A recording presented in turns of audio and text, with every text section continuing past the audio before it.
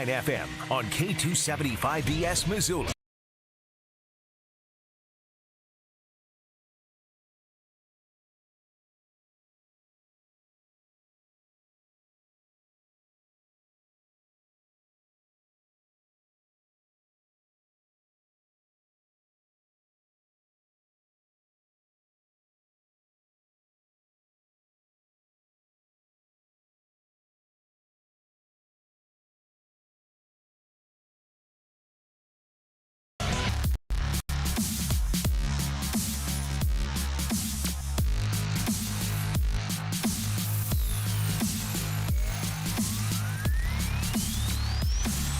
Well, this is exciting. I definitely say this is the first time we have been to one of these. This is a CFL draft party live from the press box here in Missoula. What's up, everybody? Welcome in. Nuanez Now, ESPN Radio, SWX Montana Television, the ESPN MT app, streaming on YouTube, streaming on Facebook, streaming on Twitch. Appreciate you for tuning in no matter how you're tuning in. I'm in the basement. A great many of Grizz football players, coaches are upstairs, and the event here is the CFL draft. The entire thing will play out this evening, and one of the top prospects in this year's CFL draft is Keelan White. He is a recent University of Montana graduate. He is a native of Vancouver, Canada, and he's projected as a potential top 10 pick, a potential top 5 pick, potentially the number 1 pick, so we'll see. We're going to be kind of flying by the seat of our pants until Keelan White gets drafted, but then as soon as he does get drafted, he'll come sit right down here with me. These guys want to watch the draft. I didn't necessarily want to do the whole live radio show from right in the midst of their party because we have plenty to get to today, not just CFL. We'll keep on talking NFL draft. We will keep on talking the wide world of college sports. Justin Angle makes his illustrious return, the business angle, the overlay between business and sports. And we talked about the Shedeur Sanders saga from a marketing perspective, both effective and ineffective when it comes to the Sanders family and the way that they played this entire scenario with Shedeur over the last several years, brokered him, gave him one of the biggest images in all of college football, and it got him to have the hype as a true top 10 pick. And then he was nowhere close to that. He didn't even go in the top 150. So we talk about that element. We also talk about this dynamic of general managers in college sports and also colleges hiring a bunch of famous people, basically, a bunch of former athletes or even sometimes current athletes to be their general managers. Namely, the most recent one, and this is crazy. I actually can't believe how many texts I got about this today. Shaquille O'Neal, he's the new general manager of Sac State men's basketball. So what does that mean? Justin Angle and I get into that as well. How can it impact recruiting? How can it impact the branding of your university, of your sports programs? So certainly interesting there. And we also get to the cost-benefit analysis of guys who stay in state, play for their hometown teams from, I hear a big roar upstairs, so maybe it's already happened. Maybe Keelan White is already drafted number 1. I was sitting here thinking, I was like, okay, I know the guy's going to go probably somewhere here in the top 8, top 10. There's only 8 picks in the first round. There's 19 picks in the first 2 rounds. But I was like, okay, well, how long is it going to take before he goes? Are we going to have to fill 5 minutes, 10 minutes, 20 minutes? We'll see. But this sort of roar from upstairs. Either way, I've been dwelling on this certain dynamic where Tommy Mellott and Junior Bergen were 2 of the 3 guys from the Big Sky Conference that were drafted. Jackson Slater, the other one, out of Sacramento State. All 3 of those guys were, especially Slater, draft prospects headed into their senior year. They got big-time NFL, or they got big-time NIL offers, I should say, from big-time schools going into their senior year. And they all decided to stay at their respective programs. Well, what does that mean? How does that benefit you? I think it benefits you in a lot of different ways. But then you also saw guys like Marcus Ware at Montana State who made the same decision, not go in the draft, not go as an undrafted free agent. So did staying help Tommy Mellott and Junior Bergen and at the same time hurt Marcus Ware? It's a dynamic that I think is at least worth analyzing. So we'll do that here on Nuanez Now in hour number 2. We also have our latest Treasure State Stars talking our way around the best individual performances from the state of Montana from the last week or so. And we got to tell him a lot. I can't believe I buried that lead. We are on hand here at the press box in Missoula, right off Broadway, right next to the University of Montana campus for the CFL draft. Keelan White, a former Grizz receiver, expected to be one of the top players taken. But telling him a lot was a 6th-round draft pick by the Las Vegas Raiders on Saturday. So we caught up with one of Butte's favorite sons, one of the most popular athletes in the state of Montana. So we'll hear from him coming up here. This is all kind of fluid in terms of what's going to go where and when. I can tell you Justin Angle's in hour number 2. I can tell you we're talking NBA in hour number 2. Other than that, it just depends on when Keelan White gets picked. And then we're going to kind of all piece it all together here throughout this Tuesday show. We appreciate the Press Box for setting us up. Press Box has prime rib back as a special. That's a couple times a week, every single week. One of the best deals you'll find anywhere in Missoula. They still have also one of the best happy hours in town as well. Between 3 and 6 o'clock, they will be serving draft beers, any draft, all drafts, for just $3. Every micro brew, every domestic. So Press Box is the spot to be anytime, but especially for that weekday happy hour, Monday through Friday, between 4 and 6 p.m. Come on down to the Press Box, right off of Broadway in Missoula, right next to the University of Montana campus. The Grizz headquarters, your number one Grizz sports bar in the city of Missoula. Still refreshing my draft tracker to see if the screams were because the draft had started or if the screams were because Keelan White got picked. So we will definitely get this updated for you as soon as possible, and he'll certainly jump on the show with us. I just saw one of the gals who works here running up the stairs to deliver a tray of drinks. So I don't know if those are in anticipation of a celebration or the celebration is commencing. Either way, this is fun. You know, I said this on the show yesterday. Covered a ton of NFL drafts in my career. I've been at 2 different watch parties where guys were, sitting around waiting and watching to see if they got picked. One of those guys got picked. Mark Mariani got picked. The other one, who will remain nameless, did not get picked. We ended up getting picked up as an undrafted free agent. But that was as, a friend. You're just, when Mariani got drafted, that was also our graduation day. So I'd already swung by the party to, say what's up. And we both had parties that day. And we kind of just merged and we're hanging out. And then, everybody went downtown. And Mark still hadn't been picked. And he's told the story on this show before, Brandon Fisher, who played for the Grizz, was calling him. And Mark's like, leave me alone. I got to have my phone. And Brandon's like, no, you've been picked by the Titans, because Brandon's father, Jeff, was the head coach of the Titans. Brandon was not working in the NFL yet. And Marianne's like, stop screwing with me, man. I have to I have to have my phone open. I can't. You can't be messing with me. And Brandon's like, no, dude, seriously, you've been picked by the Titans. Here, I'm going to loop it through to my dad. And he gets his dad on the phone, and boom, there it is. And the rest is history. Mark Mariani goes on to be a star player, a standout player for the Tennessee Titans, and one of the all-time greatest Grizz in the annals of Grizz football. So that's all to say, doing a radio show around a draft party or a draft event is a little bit unconducive in this current state of affairs, only because since I started doing this radio show 8 years ago, there's only been one guy that I would say that we've covered that was surefire going to get drafted. That's Troy Anderson. And you still don't know where or when, so like what day. If you're going to go to Dillon, you're going to pack the show up, you're going to take it on the road, you're going to go to Dillon or you're going to go to Bozeman. You're going to hang out with Troy Anderson and wait till he gets drafted. Well, let's say you do it on Thursday and he doesn't go until the second round on Friday like he did. Well, that seems like a really tough to navigate radio show, right? Let's say you set it up on Friday and he doesn't go till Saturday. Well, now you're off for the weekend on Saturday. This year, I was pretty confident Tommy Millot was going to get drafted. I was also confident Marcus Ware was going to get drafted. I also thought Junior Bergen had a chance to get drafted. But what if you're sitting with those guys and then they don't get picked? That's weird. That's why when this came around, first of all, it's Tuesday today, so that's a much easier to facilitate day because we are on the radio basically every Tuesday year-round. Also, Keelan White's here in Missoula, so it's not a tough lift to just drive up the street to the press box. It took me 10 minutes to get here and 15 minutes to get set up.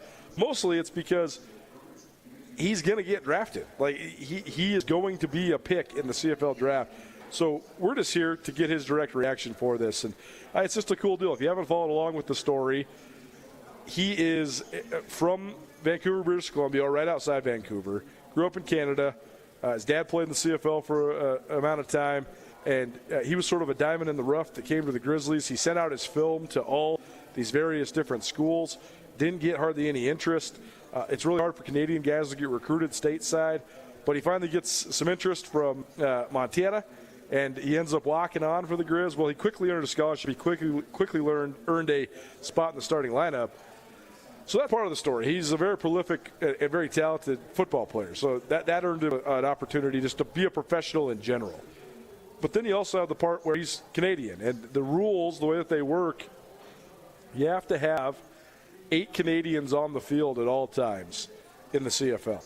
You also have to have 51% of your roster as a native Canadian. So 51% of the 45-man roster, so do the math, that's 23 guys, need to be native Canadians. So that certainly helps if you are a Canadian who then plays at a high level in American college football. That's the other part about this is we're probably going to hear 2 Grizzlies have their names called in these first couple rounds of the CFL draft. Not only is Keelan White projected as a top 5 pick, but Hayden Harris is also projected as a top 8, maybe top 10 pick. He's a defensive end. He's going to have some decisions to make. The weekend came and went, and White did not get any opportunities in the NFL yet. He's going to get some CFL opportunities soon. Hayden Harris signed an undrafted free agent contract with the Buffalo Bills. So if he gets drafted in the CFL, he's going to have to choose which way is he going to go. Is he want to go to training camp with the Bills and risk maybe getting cut, or do you take the CFL? If you go get cut in the CFL, in the NFL, does the CFL come back around and say, hey, we drafted you last year, we still have your rights, we want you to be here? I don't know. I think it's going to be an interesting decision for Hayden Harris because I think that he has the measurables. I mean, he's one of the most physically impressive players the Grizz have had in the Bobby Hauck 2.0 era. So what does his projections look like from his first year at Montana 2 years ago where he was just a fine, solid player to last year where he's a really good player? That was a big jump. He was still a second-team All-League player, so he's still a raw prospect. But if he took the jump from his first year with the Grizz to his second year with the Grizz, then if he took that jump again, now all of a sudden you're talking about a formidable player. If he took that jump twice, like let's say he did it this year and then next year as well, now you're talking about a beast. Like now you're talking about a guy that could actually play in the NFL, not just make an NFL roster, but play in the NFL. So if he, takes the risk and wants to chase that dream with the Buffalo Bills, how can you blame him? And I honestly think he has an opportunity. Also, though, you can also not blame him by taking the sure thing and going up in Canada. I think he'd be a standout player in Canada right away. I think if he was drafted high, I think he'd be borderline starter, if not surefire starter, right out the box. The other fold there, his mother is from Canada, so you can be considered a native Canadian if you have Canadian citizenship, even if you weren't actually born there or didn't actually grow up there. Hayden Harris grew up in Seattle, but his mom's from Saskatchewan, so that's the tie that binds there. Nuanez Now, ESPN Radio live from the press box, still waiting on that first pick of the CFL draft to come down the pipe. I keep hearing yells from upstairs. Everybody's got their phones on. Everybody's watching. It is cool. You can tell that Keelan White was certainly a beloved member of the Montana Grizzlies, and that he's a great teammate because a vast majority of his teammates are here. I mean, you're talking like all the receivers, both current and former. Kaylee Ayat, the quarterback, was up there as well. So many of the coaches are here too. So cool for him to see the support, and we'll let you know as soon as those picks come down the pipe. If you want to stream the show, you always can. 1029 ESPN.com. Click on Listen Live, and you will find the stream. You can also always use the ESPN MT app. You can also always use our ESPN Missoula YouTube. You can always use our ESPN Missoula Facebook, Twitch. Appreciate you for tuning in, no matter how you're tuning in. If you'd like to be a part of the show, call us or text us 406-888-1029. That's 888-1029. And all guests join us via the Elevated Tax and Accounting phone line. Elevated Tax and Accounting, elevating you and your business with a modern professional touch. You want to save money on your taxes next year, visit elevatedtax.com. Keep those texts coming in. We had some good conversation starters yesterday. We were recapping Sunny Holland Spring Classic from Bozeman, and we had some great engagement yesterday with people that had questions. And so we can the text is the best way, because then we oftentimes get to it in real time or within that same hour of the show, but also oftentimes maybe we don't get to it. But then we can just have it right there in front of us. We can just stack it up, and then we can just use it for segments in future shows. And we'll always get to your inquiries, whether it's right away, within the hour, or within the week. But we really like having you be a part of the show. It really spurs on a lot of conversation, a lot of thought. And so please text us anytime. 406-888-1029. We sort of blasted through this yesterday, but let's go through it again. Plenty of fanfare, plenty of feedback on the Big Sky Conference guys that did get drafted. Jackson Slater, Sac State, went in the 5th round. Tommy Malott, Montana State, went in the 6th round. Junior Bergen, Montana, went in the 7th round. Here's all the other guys from around the Big Sky Conference that are going to get opportunities. First, the undrafted free agents. Hayden Harris getting a shot at the Buffalo Bills. The Bills do have a deep and talented defensive line. So where does he fit in? The other part is that an undrafted free agent has a much harder road to hoe than they ever have before.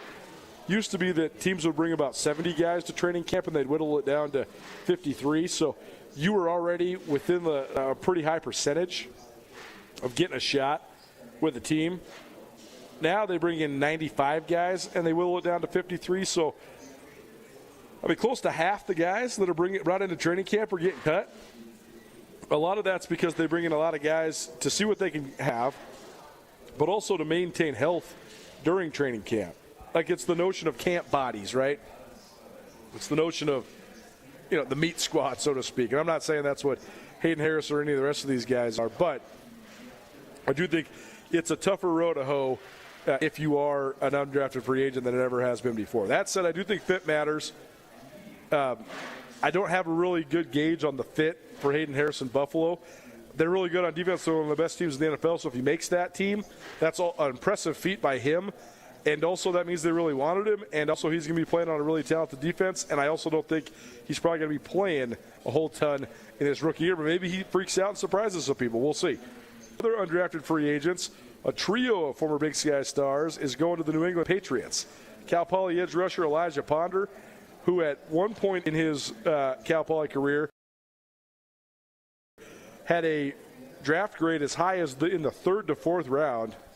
So that could be a steal. I mean, he's got all the measurables. He's 6'3.5", 255 pounds. He runs really, really well. He's built really, really well. So I thought he was a guy that could get drafted. You wonder if his team's performance really held him back. You wonder if the fact that Cal Poly just wasn't very good on defense. I think you can look at that two ways, right? If a team's not very good defensively and they're giving up a whole bunch of points and their record is not very good, and you have this guy as an individual standout, you're thinking one of two things. Either one, why doesn't this guy's production and his numbers matter that much? Like, why isn't it impacting winning that much? Or you could think the other way, oh, this team doesn't really have much, and this guy's still producing. That's how I look at it with Ponder. He was there. I mean, we interviewed him last summer. We played a piece of it on this show. He was at Cal Poly for his academic pursuits. He's an engineering guy. He's a super smart guy. And so he stayed there for a lot of reasons that didn't have to do with football. He could have gone elsewhere. And he also was the main focus of so many opposing offenses. I mean, you talk about getting doubled and triple teamed. Holy cow, he's getting doubled and tripled all the time. And the fact that he was still able to produce, that's impressive. So I think he's a nice NFL prospect.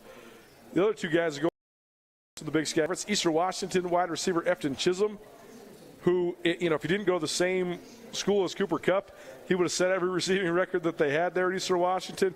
In fact, he finished more than 100 catches and more than 40 touchdowns shy of what Kupp had in his illustrious career, but who didn't, right? I mean, if you compare the all-time receiving records at Montana or Montana State to what Cooper Kupp had, it's crazy, man. You could you could actually literally take the top 2 receivers in Grizz history and add all their statistics together, and it still wouldn't equal Cooper Kupp's catches, yards, and touchdowns. You could probably take the top 4 at Montana State and add them up. I mean, to put this in perspective, Cooper Kupp caught 80 touchdowns in his college career, and the all-time leading touchdown scorer in the history of Montana State football, I think, has 21.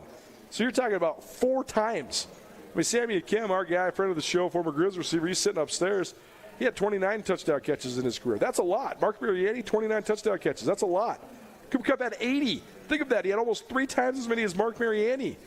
It's crazy. Anyways, Chisholm would have all the records at Eastern Washington if he didn't go to Eastern Washington, where Cooper Kupp and Kendrick Bourne came before him. But he's a good fit, man. I know his 40 time hurt him. It probably cost him a spot in the draft. Ran 4.71 seconds. But I do think that his shiftiness, his short area quickness, his route running, his ability to get in and out of breaks, I think all those things cater to him being a very good, at least prospect for the NFL. I think he can play slot in the NFL. I've been high on this kid. It's another one of those where you're thinking, okay, if this guy was so dynamite and so unstoppable, why wasn't Eastern Washington very good the last couple of years? I look at it the other way. Everybody in the league and everybody in the FCS that played Eastern Washington knew that was the guy you had to stop. That was the guy you got to bracket. It's the guy you got to double. Well, they still couldn't stop him. I mean, he went crazy last year. He's All-American. So I think it's a good fit there. And the third guy to go to the Patriots, which might be the best fit yet, especially because you know that Mike Vrabel, the new head coach of the Patriots, is going to love this guy. It's Land the Bulldogger Larison from UC Davis. Land Larison was a nationally renowned rodeo cowboy during his high school days out of Caldwell, Idaho. Went to UC Davis, sat behind Alonzo Gilliam as a running back, but was a standout on special teams, covering kicks and returning kicks. Then when he got his shot, he became the best dual-threat player in America. He's the best pass-catching running back I've ever seen out of the Big Sky Conference. He is durable. He's tough. The rodeo background shows through in his play and his personality. It was funny because I think Larison's a great fit for the contemporary Patriots with Mike Vrabel as the head coach. But if the trio, Ponder, Chisholm, and Larison, especially Chisholm and Larison, was going to play for the Bill Belichick Patriots, I mean, are you kidding me? That would have just been perfect. It's a match made in heaven. Those guys would fit in seamlessly with the old school Patriots dynasty because of their work ethic, their smarts, all those things, the Patriot way, the underdog mentality, the guys that are highly educated and smart guys. Like, that's what Belichick used to absolutely love, and that's exactly what those guys brought to the table, no question about it. So I do think Larison's a good fit, even with the Mike Vrabel Patriots. But, man, if he would have been on the Bill Belichick Patriots, goodness gracious, holy cow. Nuanez Now, ESPN Radio Live from the press box. For those that asked questions yesterday, one of our good questions was what actually is an undrafted free agent. And I explained that there's 2 different forms of undrafted free agents. You got priority free agents who are getting contracts that are essentially like a guy that just got drafted. So that means you get a signing bonus, you get a little bit of a guarantee, and you start to get paid your salary week by week as you remain on the roster. The non-priority free agents, they get a little bit of a signing bonus, and then they sign a contract that doesn't start until you actually make the team. You got to make the active roster or make the practice squad, and then your guarantees from that contract start to go into motion. I looked it up. The guys that are the non-guaranteed, non-priority, undrafted free agents, they sign their contract, they get their signing bonus, and then they make $2,000 a week. Not a bad wage, but then if you get up to be on the practice squad during the season, your game checks, I believe, are $12,000 a week. Then if you get accelerated beyond that and you make it on the active roster, now you're making the league minimum, which I think is somewhere around $610,000. And then your game checks are huge. I mean, then you're talking like, I don't know, do the math. $610,000 divided by a 17-week season. Now you're making real money. So that was one question. What's the difference between undrafted free agent, priority, non-priority? And then what's the difference between that and a minicamp invite? So here's the guys from the Big Sky Conference that have minicamp invites. I'll go through these guys' names, and then we'll explain what that means. Brody Gruby from Montana State, he's getting a shot with the Minnesota Vikings. Brendan Hall from Montana State, a punter, he's getting a shot with the Green Bay Packers. UC Davis defensive lineman Zach Kennedy, he's getting a shot with the Denver Broncos. Portland State DB Tyrese Shakir, he's getting a shot with the Seattle Seahawks. And Montana offensive lineman Brandon Casey, he's getting a shot with the Seattle Seahawks. Montana State offensive lineman Marcus Ware, he also is getting a shot with the Seattle Seahawks. So all those guys are going to minicamp, including Casey of Montana, Ware of Montana State, and Tyrese Shakir of the Seahawks. What does this mean? It means you're going to a minicamp. A lot of times those minicamps involve only rookies.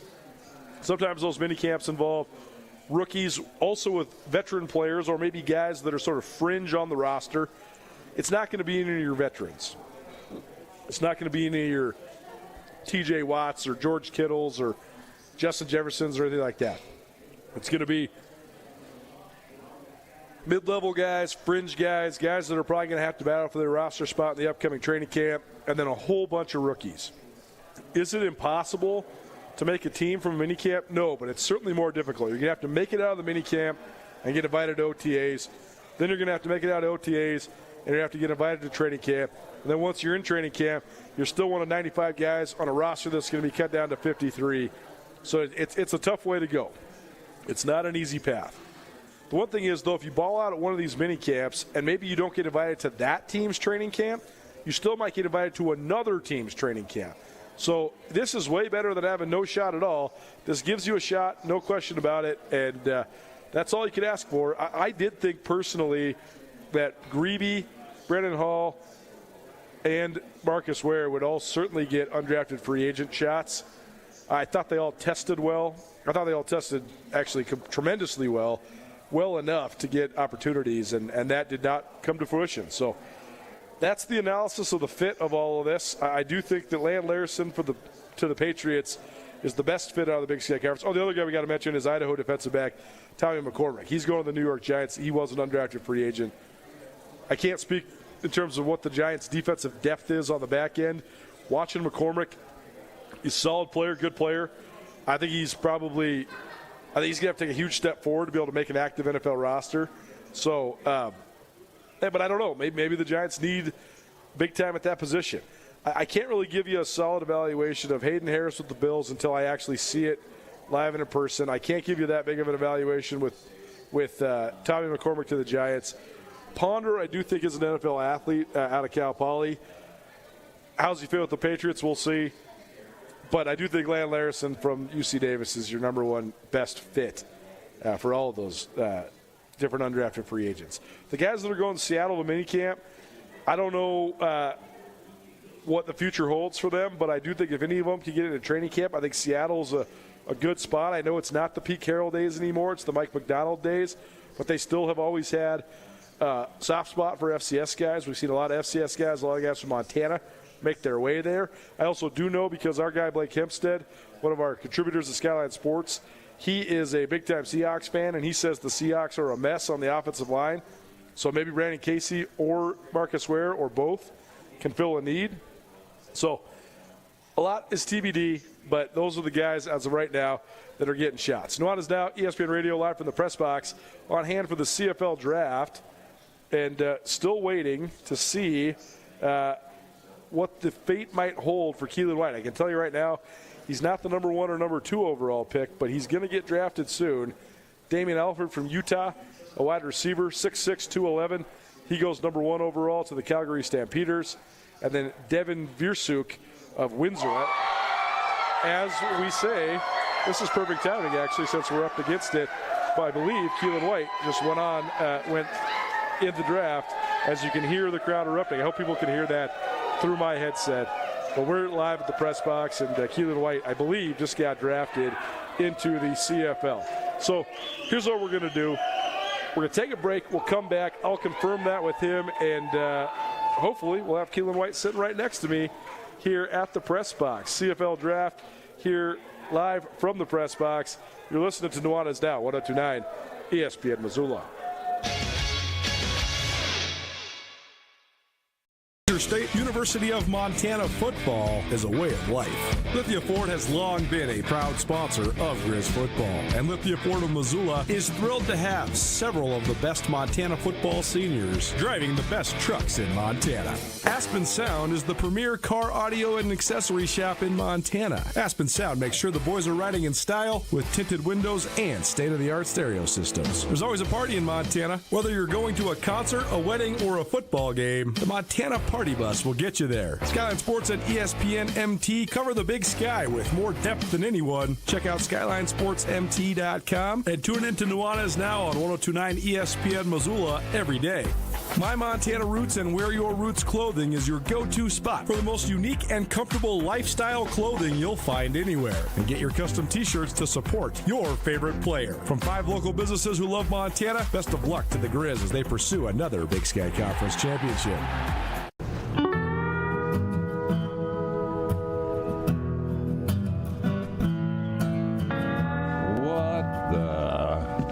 What are you drinking?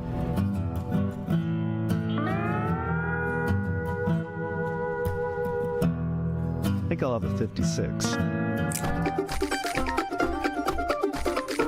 56 Counties American Light Lager, a beer for Montanans and friends of Montanans.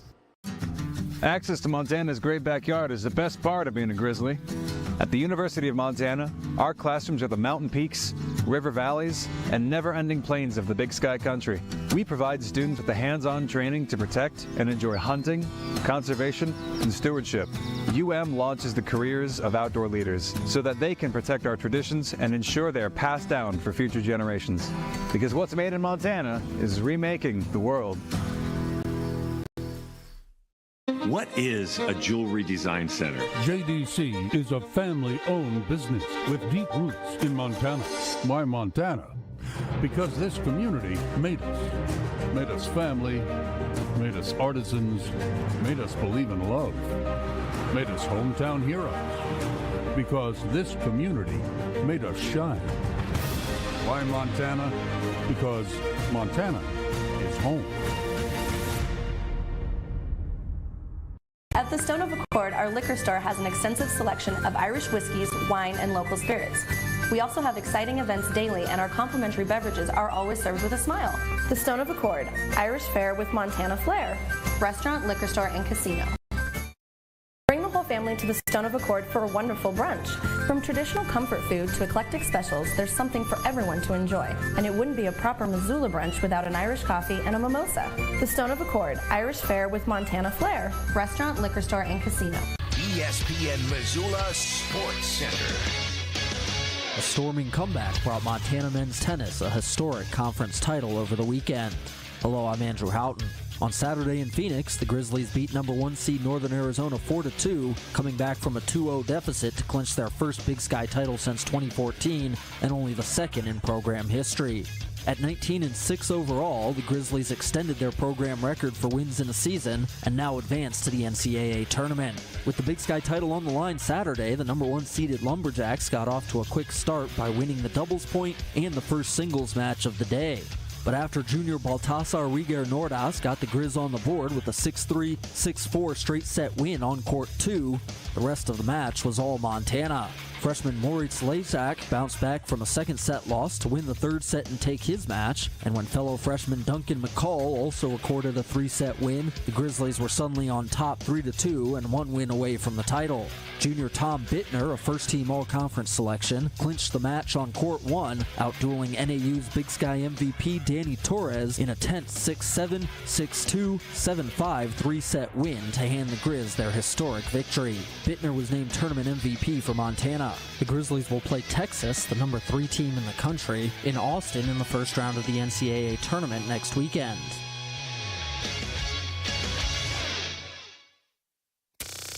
Nuanez Now on ESPN Radio.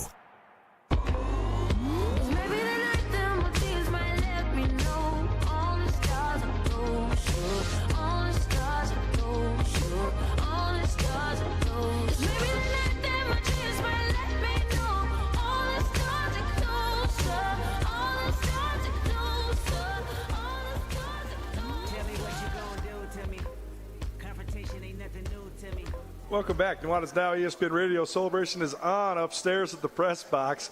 That was a loud cheer, man. Actually kind of startled me. Keelan White, number 3 overall in the CFL draft to the Ottawa Red Blacks. Pretty cool story. Young man from British Columbia who walked on to the Montana Grizzlies, became an All-Big Sky player. He's going to go down as a guy that had he had a really good career, but he had one of the most unforgettable moments in the history of Grizz football when he caught the one-of-a-kind, once-in-a-lifetime 2-point conversion in the back of the end zone, double overtime to put Montana up 2 points. And then Corbin Walker with the game-sealing pick a few minutes later. And the Grizz beat North Dakota State, slay Goliath, and win in the FCS semifinal to go to the FCS National Championship game for the first time in 14 years. That memory's never going to be replaced, but this is a pretty good memory for the young man, getting drafted by his home country into the CFL by the Ottawa Red Blacks. Celebration's on upstairs. I don't want to bother him. He is going to come on the show, but I think that we will continue on with our regularly scheduled programming here. We're going to move Tommy Mellott and his NFL draft reactions to hour number 2. But while we wait for Keelan White, let's do a little Treasure State Stars. Treasure State Stars, the best individual performances from around the state of Montana from the last week. And we start with Tommy Mellott. He's a Butte, America native, a 4-year starter for the Montana State Bobcats. And to watch a young man not only believe in himself, but also buy into the importance of crafting belief amongst an entire league of people, that was pretty fun to watch these last couple weeks. I think the closer you were to Tommy Mellott, watching his career, watching the way that he was able to ball out at Montana State, you know that he's a special person first and foremost, but also a really talented athlete. But the omnipresent questions were, this guy's a ridiculous athlete. What can he play? I mean, there was questions if he could even play quarterback at the college level, let alone what can he play at the NFL level. Is he a safety? Is he a running back? He's probably not a quarterback, but what if he is? And he made a decision and said, I'm a receiver, here's what I am. He bought into and leaned into the Julian Edelman narrative. Julian Edelman, a former small school quarterback at Kent State, who then went on to be a great wide receiver for the New England Patriots. He got himself an agent that then helped get him in touch with Julian Edelman. Julian Edelman was one of his favorite players growing up, so that's a cool part of the storyline as well. Tommy Mellott is on the Treasure State Stars list not just because he was drafted by the Las Vegas Raiders, but it's because he leaned in to first making the decision of how he was going to market and promote himself, then putting in the work to be able to put on a draft workout in which he looked like an adequate, if not great, NFL receiver, and then let the hype train take him all the way to the moon, and all of a sudden he's one of the top 215 guys drafted or whatever. 213 overall is when he went to the Las Vegas Raiders. Really dang impressive. Treasure State Stars probably presented by Parkside Credit Union. Parkside Credit Union, a great place in Western Montana to get a loan because Parkside Credit Union loves to say yes. Junior Bergen, same deal. There was a lot of speculation on Bergen's an NFL returner. Is that good enough to get him drafted? And if so, is he going to have to make the team also as a wide receiver, or is there a team that's willing to take a chance on him just as a returner and see if he can really carve out his way as a wide receiver as well? Well, there is a team, and that team's the San Francisco 49ers. I think the fact that former Grizz Colt Anderson is there as a special teams coordinator, assistant special teams coordinator, I think that helps a lot. Bergen's another guy that really bet on himself. He didn't have to really remake his image as much as Tommy Mellott did. I think people knew, like, hey, this guy's one of the great kick and punt returners in the history of college football. The big question with him was, is that enough? Well, proved that it is enough with him getting drafted in the 7th round by the San Francisco 49ers. So both those guys getting picked, definitely super affirming and definitely a really fun part of this last weekend for us here at Nuanez Now. Treasure State star number 3, Colson Kuhn. He rushed for 164 yards in the Sunny Holland Spring Classic. Kuhn's been overshadowed and buried on the Montana State depth chart the last couple years. And that's easy to happen when you have guys like Scott Trey Humphrey, Julius Davis, Adam Jones, Jared White. I mean, the list goes on and on and on. But Kuhn was thrust into the limelight because of Ontario Henley getting kicked off the team right before, just before the spring game even occurred.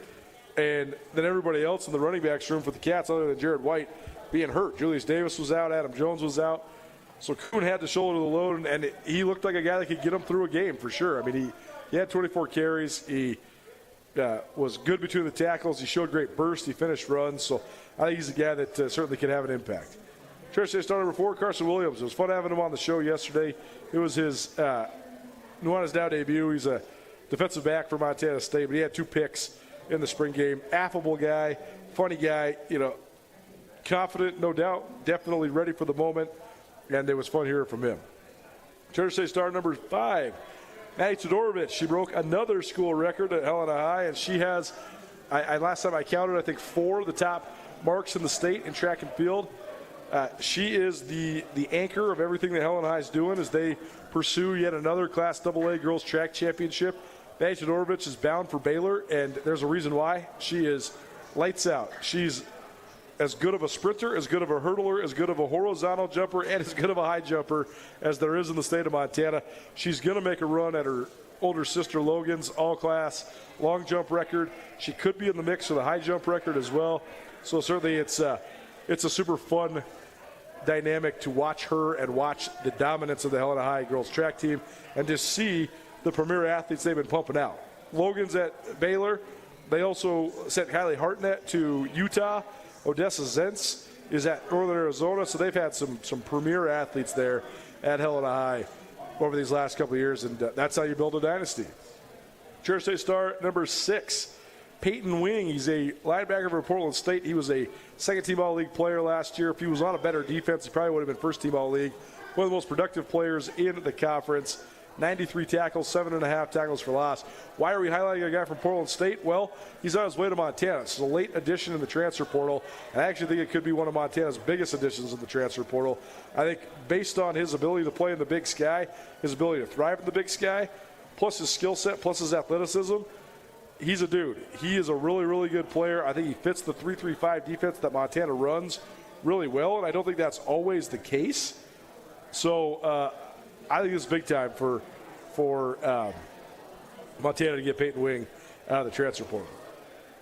Treasure State star number 7, the Grizz men's tennis team, who, by the way, will be the ESPN Roundtable for the week starting tomorrow. We'll record with them in the morning before they leave for the NCAA tournament, but they won their first Big Sky Conference title since 2014. They cleaned up in the off-season awards, I guess the postseason awards.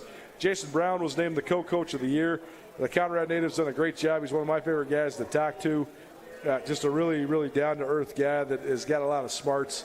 And they had a whole bunch. They had the freshman of the year. They had multiple first-team all-conference guys. Thomas Bittner won the #1 singles match by beating league MVP Danny Torres of NAU in a 3-set thriller. And Bittner was certainly one of the best players in the conference. And he's one of the better players in the country right now. And that's all to say then the Grizz are going to the NCAA tournament for the first time in a long time. And they draw one of the premier tennis programs in the entire United States of America. They'll play Texas, the #3 team in the nation right now, the SEC champion. They defeated #13 South Carolina 4-1 in the SEC championship game. And they've been a dynasty as of late. They won they won the national championship in 2019. They're the national runners-up last year and in 2008. And they also reached the national semifinals in 93, 2006, 2009, 2021, and 2023. So they've been as good as it gets. And this is going to be a formidable test, no question. I mean, that's an understatement of the century for the Grizz men's tennis team. But they're certainly worthy of being there and happy to be there. Nuanez Now, ESPN Radio, Treasure State Stars, presented by Parkside Credit Union. Treasure State star number 8, Sydney Brewster. She's the 2-time Big Sky Conference Athlete of the Week, a shot put thrower from Montana State. And she set the league record in the shot put a couple weeks ago and then followed it up with another Athlete of the Week award this last week. So pretty dang cool for her, and she'll be on the show with us here tomorrow. The man of the moment is down here, so we'll do something here. We'll take a break. We'll come back so we have a bit more time with him. But Keelan White, recently drafted in the CFL, number 3 overall in the Canadian Football League draft by the Ottawa Redblacks. He's our guest live from the press box next. Don't change that dial. Keep it right here. Nuanez Now, ESPN Radio. So will you marry me in your future? Or maybe you do it all over again. Hi, I'm Brian Toon with Jewelry Design Center, inviting you to come see the largest selection of Will You Marry Me in the state of Montana.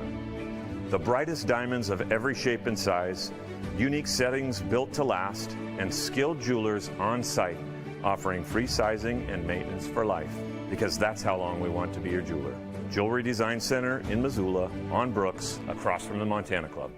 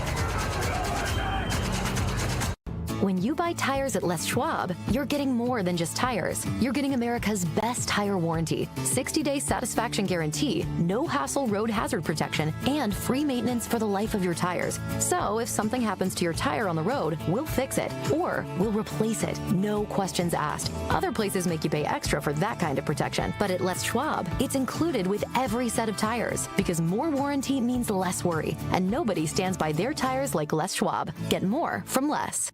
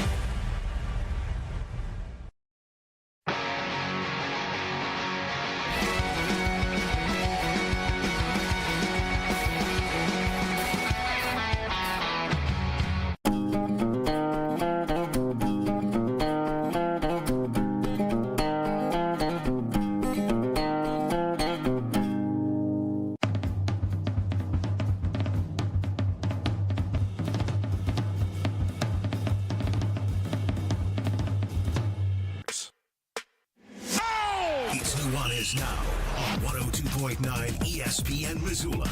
Watch the show statewide on SWX Montana Television.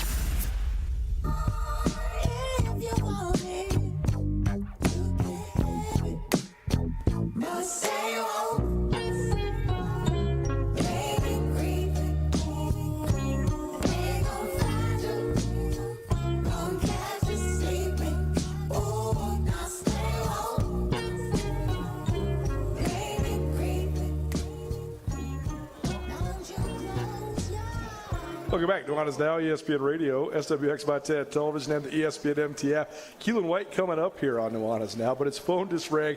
I think he's talking to somebody from the Ottawa Redblacks. In the NFL, a lot of times they call you before you get drafted, but I think that he got drafted, saw it on TV, so talk about an authentic surprise. And now I think he's on the phone with the executives here of the CFL. So we're flying by the seat of our pants here on Nuanez Now, but certainly a fun time to be here down here at the press box. And that's the news of the day for you. Former Grizz wide receiver Keelan White, the number 3 overall draft pick in the CFL draft, and he'll join us momentarily. Cool to share this moment with these guys. And a whole bunch of the Grizz guys are here, and certainly a cool deal, cool, fun moment. Appreciate the press box for letting us come down here as ESPN Radio, and also for helping set this watch party up for these guys, and certainly a fun time with everybody involved here. And how about that? Number 3 overall pick in the CFL draft. This is a first for us. We've covered a lot of NFL drafts. We've certainly monitored the CFL draft, but never had a CFL-type watch party here. And we knew that this would be a fun one because it wasn't a matter of if. It was just a matter of when Keelan White got drafted. And that's the news. That's the pick. Number 3 overall to the Ottawa Redblacks. So as soon as he gets finished up on his phone call, we'll have him on here live. We also have Tommy Millott, Montana State, coming up here. Recorded with Tommy earlier today, and he's certainly excited about being a Las Vegas Raider. And we also will hear from Justin Angle, professor of business at the University of Montana Business School. The business angle is what we call it, the overlay between business and sports. And he certainly has a ton to say about the marketing efforts of the Sanders clan and how that worked out until it didn't for Shedeur Sanders. And we also had a spirited conversation about the cost benefits of staying at an FCS school rather than moving on and moving up, or the cost benefits of transferring to get a better opportunity for your NFL draft stock. I think both sides were put on display this last weekend with Tommy Millott and Junior Bergen, a couple guys that could have gone up, could have gone to the FBS, but also Marcus Ware, a guy who stayed. And maybe as a lineman, maybe you do need to move up. Maybe you do need film against other NFL caliber linemen. I think you can see both sides of it. And Justin had some very insightful things to say just about the cost-benefit analysis of all that. Coming up on Saturday, how about this for a sale? You know, if you are an adult person, you know how expensive a mattress is. Well, Mattress Firm is selling mattresses for $5 on Saturday morning. That's right. That's not a typo. $5 mattresses at Mattress Firm on Saturday as part of their grand opening. They did a whole remodel. They did a whole revamping of the store. And to help spring the thing and get it all rolling, they're having a huge sale all day on Saturday. But the number one thing you need to know is if you're there at 9 a.m., you're going to be in the mix for a whole bunch of cool stuff. They're going to be giving away 2 free beds. They're also going to sell you 5 different beds for $5. Beds from all the premier mattress companies are going to be starting at $200 after those $5 ones are out the door. They're going to also have door prizes. They're going to have pillows for giveaways. We will also be on hand as Missoula Broadcasting Company, and we'll have tickets to camp. We'll have tickets to Hosier. We'll have tickets to a whole bunch of stuff. So please come hang out on Saturday.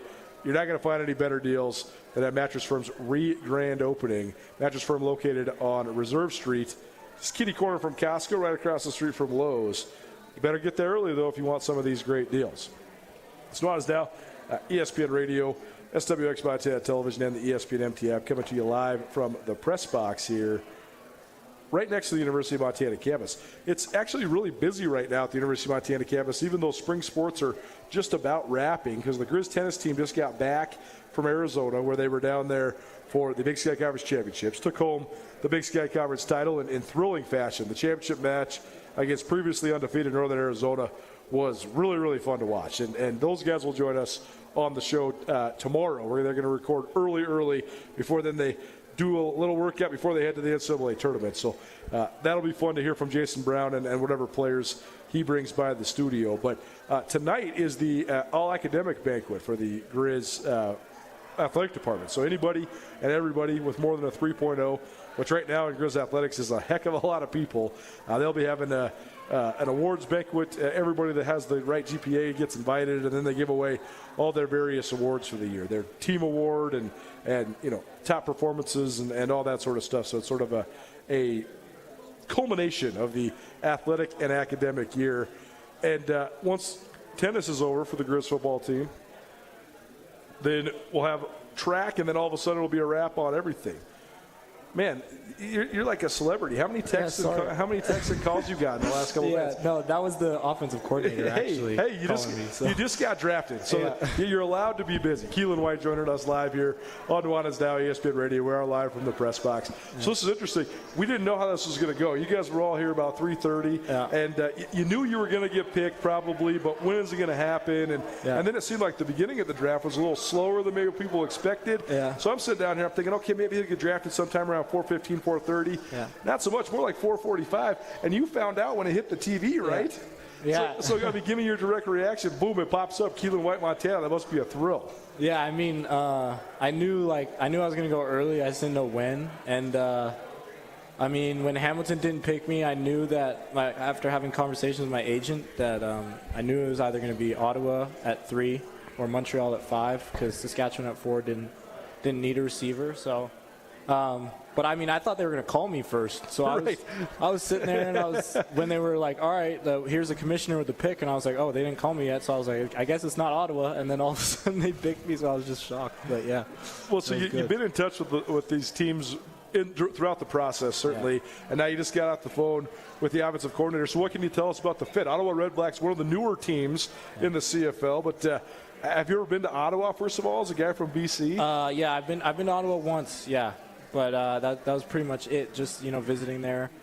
But yeah, no, I'm excited to get started. The offensive coordinator just called me.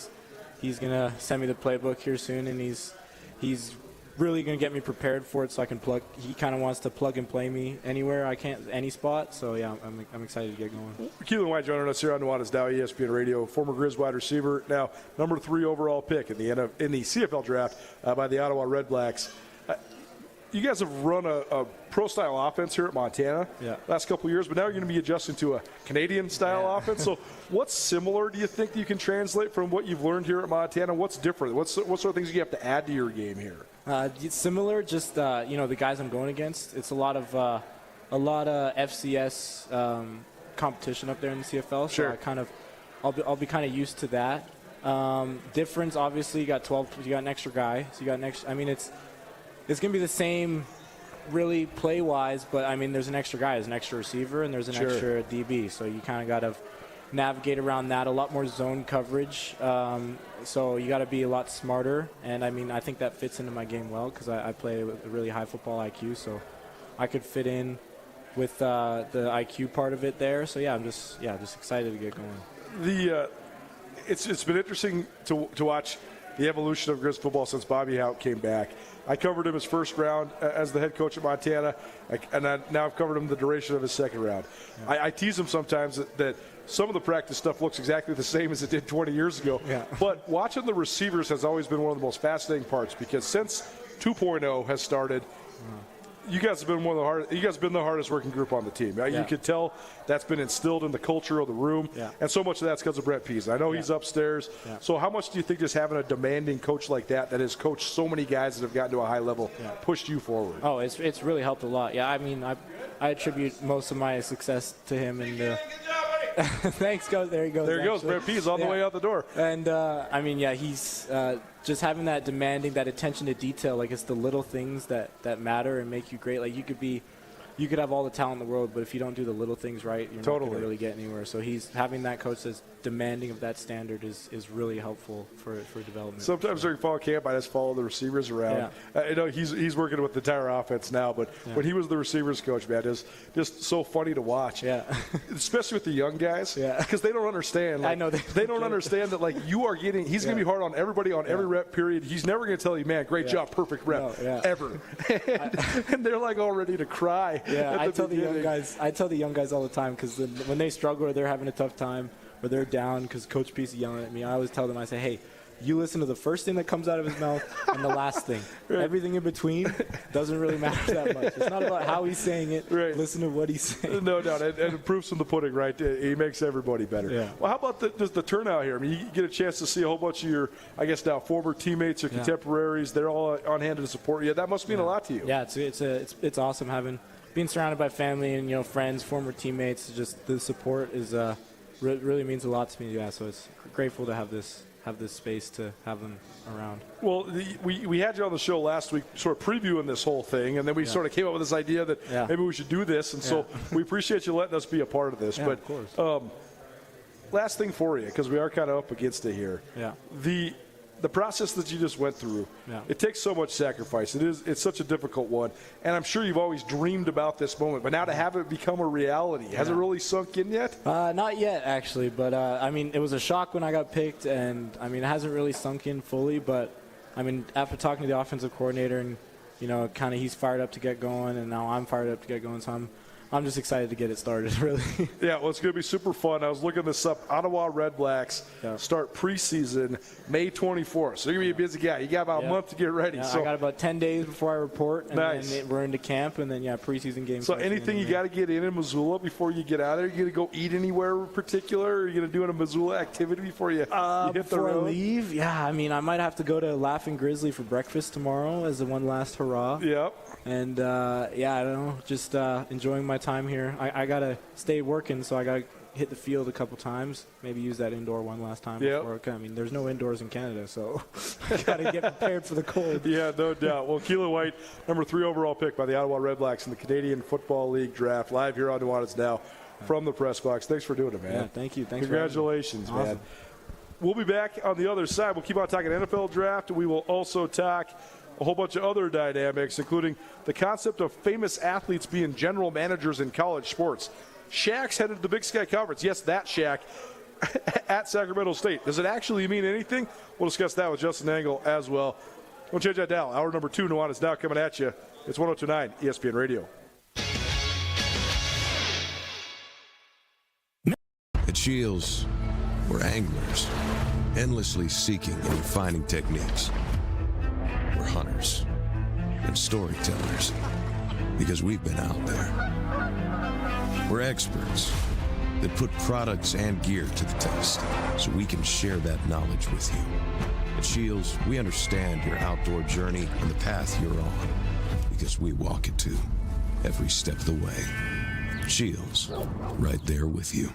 When you buy tires at Les Schwab, you're getting more than just tires. You're getting America's best tire warranty, 60-day satisfaction guarantee, no hassle road hazard protection, and free maintenance for the life of your tires. So if something happens to your tire on the road, we'll fix it, or we'll replace it, no questions asked. Other places make you pay extra for that kind of protection, but at Les Schwab, it's included with every set of tires, because more warranty means less worry, and nobody stands by their tires like Les Schwab. Get more from Les.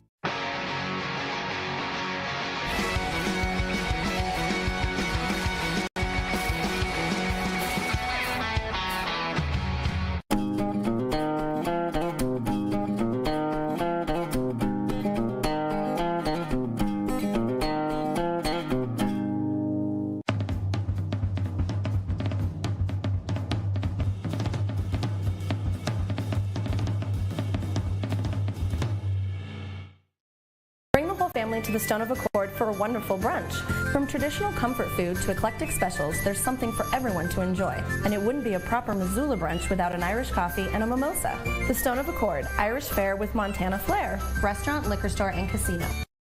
At the Stone of Accord, we use the freshest ingredients to create our homemade traditional Irish classics, fresh salads, and creative specials.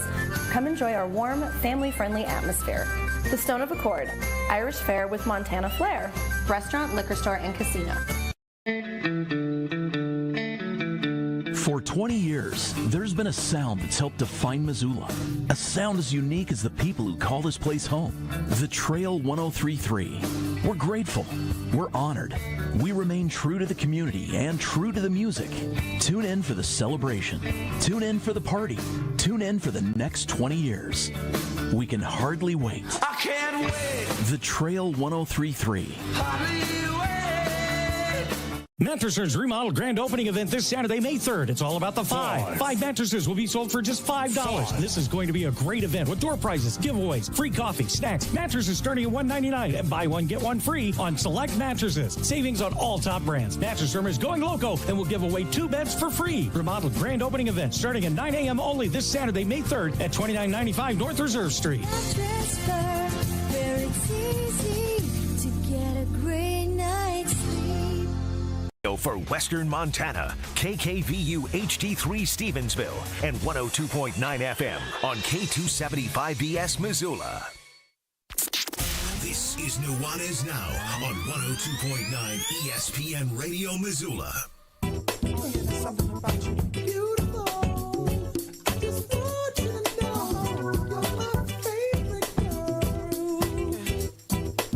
Something about you. I know you gon' lose it. This new Snoop, come on, baby boo, you got to get into it. Don't fool with the player. Well, that was fun. We were definitely flying by the seat of our pants there for a minute, but certainly cool to have the live reaction and cool to be on hand to watch somebody get drafted into professional football. So Nuanez Now, ESPN Radio. We're live from the press box here right next to the University of Montana campus. A celebration going on. The CFL draft is underway. They're actually a little ways through the first round, but the news of the day here from a Montana perspective, former University of Montana wide receiver Keelan White, the number 3 overall pick in the CFL draft. He's going to the Ottawa Red Blacks. He joined us live. If you missed anything in the first hour of the show, you can find that plus plenty of NFL draft conversation and our latest Treasure State stars on the Nuanez Now podcast, which is probably presented by the M Store, where they're all Grizz all the time, the Montana State Bookstore, your best place for blue and gold on game day or any other day, and Elevated Tax, elevating you and your business with a modern professional touch. Caught up with another one of Montana's favorite sons, a kid from Butte, Montana, who was a 6th-round draft pick by the Las Vegas Raiders. You know him as Touchdown Tommy. Tommy Malott. Next, right now. Nuanez Now, ESPN Radio. Our NFL draft coverage continues, and a young man from Butte, Montana just got drafted on Saturday. Pretty cool deal for him. Pretty big deal for the state of Montana, too, because we had 2 guys that played high school football in the state of Montana go on Saturday. Our guest today, Tommy Malott, former Montana State Bobcat, and now a member of the Las Vegas Raiders. Tommy, thanks for being here, man. How you doing? I'm doing great, Colter. Yeah, I appreciate you having me on. I'm fired up for sure. It's a crazy time, but it is special. We got 2 Montana kids and a couple other opportunities for Montana kids as well. So I'm fired up. Well, take us through your draft day.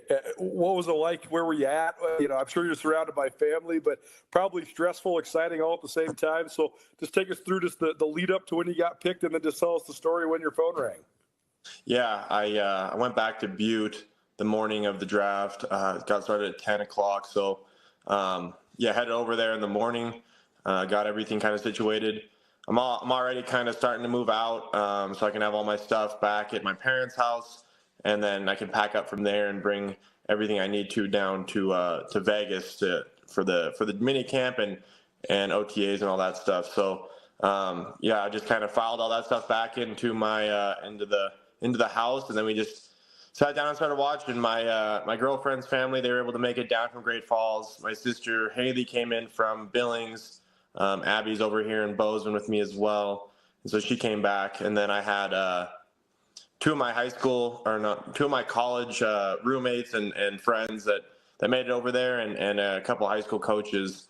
We all got to hang out, watch the draft, and it was just a crazy day for sure. There's a lot of speculation in media whether or not you're going to get drafted, and there seemed to be a lot of hype surrounding my name in the previous couple of weeks, and so there's a lot of interest in piquing people's interest at the right time, and so I didn't know if that truly meant that within organizations that it would make a difference, but I wanted to make sure that I could celebrate with my family, and nonetheless I felt I was going to have an opportunity, whether it be undrafted or drafted, and so just to have everyone around me and supporting me, it meant a lot, and it was great to have them all over there. So when we're getting down to the end of the 6th round and into the 7th, I started really looking at all the teams that I'd been talking to that had expressed interest, and I really, I was kind of counting them down, the number of picks kind of remaining that I felt like I had a shot that someone might draft me there, and I got a phone call a couple picks away from when I thought that I would possibly get a shot, so I, it was a Las Vegas area code, and I got on the phone, and it was, unfortunately I wasn't able to hear the name immediately, but it ended up being the general manager, Spytech, and so that was an amazing opportunity to talk to him, and he just introduced himself and said he was at the Las Vegas Raiders, and they got to talk to me for a couple moments there. Asked me how if I wanted to be a Raider, if I wanted to, see him, get drafted in the next pick, and it was really an unbelievable moment. I know I shared this with Victor yesterday, but all those, I guess I was kind of instructed that there might be calls throughout the day from various people that might be kind of gauging your desperation to some extent. With how many teams are talking to you, and so to give them a tell, it might discourage them to actually draft you. And so this whole thing, I don't really understand very well, and I don't think anybody can completely understand. There's so much might not know about. So as much as I was as excited as I really was, I was trying my best to, hold my emotions in check for sure. So, but yeah, I was able to talk to him, and then I got to talk to Coach Carroll. And at one point, I kind of started to actually feel like this might be, like I said, I didn't hear it was the general manager to begin with. So I didn't know if it was a scout or who I was talking to be honest with you. And then, I got to talk to Coach Carroll, and that's kind of when I realized it might be real. And it was a crazy couple moments there. I was just sitting there like in unbelief, to be honest with you. But it's an honor for sure. And now just getting to know a little bit more about the organization, Coach Carroll, their, Spytech with their GM, Mark Davis, there's so many names, Chip Kelly, that I can't wait to get to talk to and learn from their experiences and go compete for them. Tommy Malott here on Nuanez Now, ESPN Radio, as well as the Big Sky Breakdown podcast series. 6th-round draft pick by the Las Vegas Raiders. Pete Carroll, getting to talk to any NFL coach, I'm sure, a thrill, right? But, Pete Carroll has as much, name recognition and fame in our part of the world as anybody, right? When I was in college, he's the man at USC, and then he's been the man for the Seattle Seahawks for years and years and years. And this is sort of exciting that he has this sort of new and probably final chapter to his career there with the Raiders and their new ownership group and all this stuff. So do you have much familiarity with Pete Carroll? It must have been a surreal moment for you to think, holy cow, I'm talking to Pete Carroll on the phone, and now this guy's my new head coach. Yeah, no, it was for sure a surreal moment. I know that Ty Okada, he was coached by Pete Carroll when he first got to Seattle.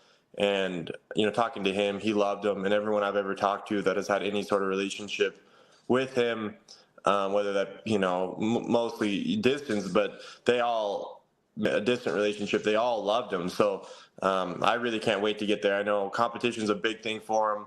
I'm fired up about that for sure. And it was for sure a surreal moment. He's won a national championship in college and won a Super Bowl in the NFL. And I think he might be the only head coach to do that. So it's incredible for sure. But you mentioned just making sure your name is hot at the right time. And you did that so well. You had some draft stocks certainly coming out of your awesome senior year, National Player of the Year. But between your pro day and the draft, your stock went through the roof. So how were you able to do it, and how gratifying was that, given the amount of work you put in over these last several months, but also just your entire athletic career, to see it sort of pay off and have this meteoric rise like you did? Yeah, I can't take any, credit for essentially how my name got out there. There's been a lot of people, supporting me and giving me opportunities and really advocating for me. And to be honest with you, I don't really even know how all of it came to fruition. I know going into this off season, as soon as through the playoffs, it started to come to a realization that, my career is going to be over as soon as, we either lose the game or we make it to the national championship game, and that game will for sure be our last game. So, I was always super focused on this season and making the most of it. And so really, I know there's been content out there and explaining it all, but it was just a leap of faith after the season to start chasing the NFL, dream, to be honest with you, because there's scouts that roll through Montana State, and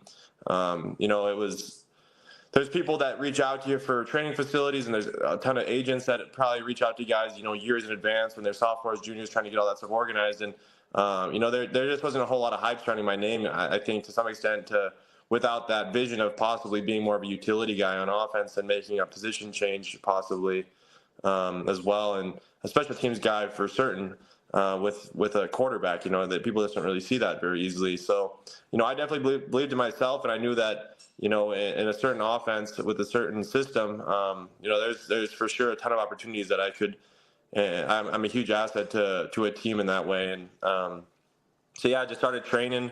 And really, like I said, it was kind of a quiet time for sure. I had no idea if I was doing it all in vain or if it was, a opportunity at the end of it. I know that I believed in myself the entire time, but, as much as I'm kind of seeing now, there's got to be a lot of belief from within the NFL as well. It doesn't necessarily matter what you believing in yourself is the bare minimum. So, I was fired up for sure.